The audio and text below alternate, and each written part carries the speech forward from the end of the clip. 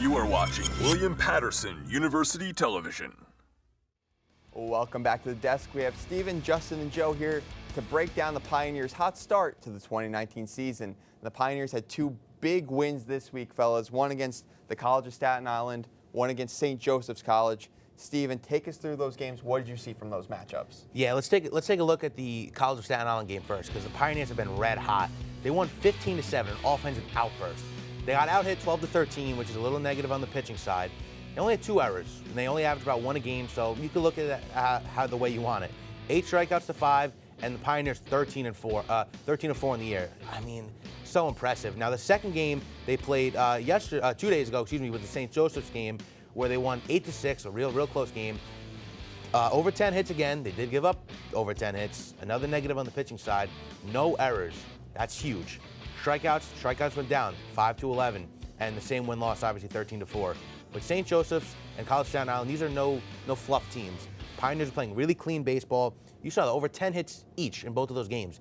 The offense is firing on all cylinders. The pitching's going to have to improve, but it's still early in the season. Justin, how about you? You alluded to it earlier, too, how in the first game they had 2 errors, and then the second game they had none. With the game being much closer the second time around, it's even better that they cleaned up the defense and didn't have any errors, because 2 runs, if you have 2 errors there, that could easily be 2 to 3 runs and even give them a loss at that point. Yeah.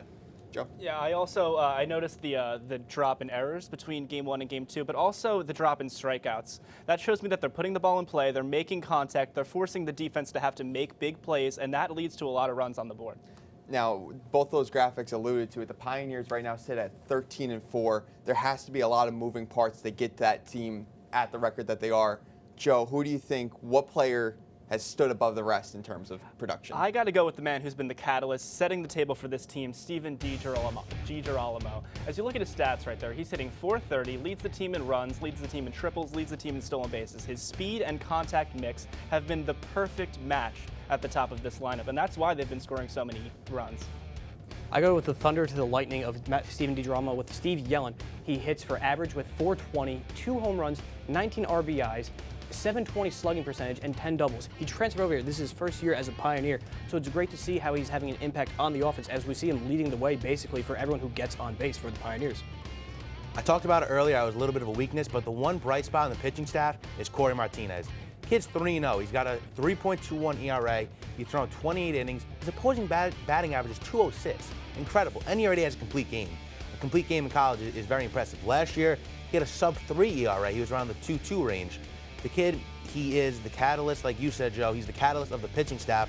He really does stand above the rest, and he's really the veteran leader of that staff. Now, obviously, it's great to see that these players are producing, but it's a team effort where games are won and lost. And, Stephen, which aspect of the game do you think has been most integral to the team's success? I'm going to have to go with their defense. Now, they only average about 2 errors a game. That could be cleaned up, but they give their pitchers knowing that they have a strong defense behind him. Now, that not only gives confidence to the pitchers, it helps them throw better, it gives them more comfort on the mound, which will lead to more strikeouts and lead your offense even higher for more runs. Justin? Going off the defense idea, for me, it's closing out close games. We've seen it where they've had 7 games where they had to have a save of between 2 to 3 runs. Now, that's credit to Eric Rosenberg, who's been a shutdown closer for the Pioneers for his entire time here, and he really anchors the back end of what's the weaker part of the pitching rotation, which is the bullpen. Joe? Yeah, for me, if you look at the results, you don't have to look too far. It's been the powerful offense. They're leading the NJAC in batting average, runs scored, and hits. They have 12 guys hitting over 300. They're scoring over 9 runs a game. They've been absolutely amazing with the sticks this year. And now let's look ahead to the future.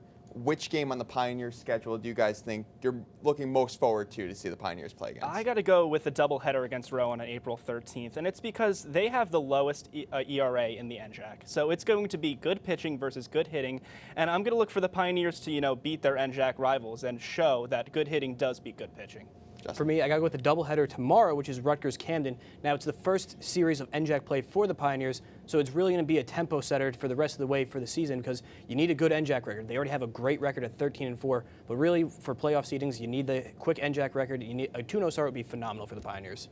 And Steven? I'm going to go with the game against Keene. It's a doubleheader. It's kind of in the middle of the season. It's on April 6th. Now, Keene, they're 13-7 this year, very similar to us, but they're 10-3 at home, and we're going to have to travel to Keene to verse them. This is very early on as well in the NJAC standings, and you don't want to fall behind because once you're at the bottom, it's increasingly hard to get back up. So you need to start off strong in the NJAC, especially with this series. Sounds good. We wish the Pioneers the best of luck in their matchup over the weekend, but stick around as we stay on the diamond to discuss the MLB next.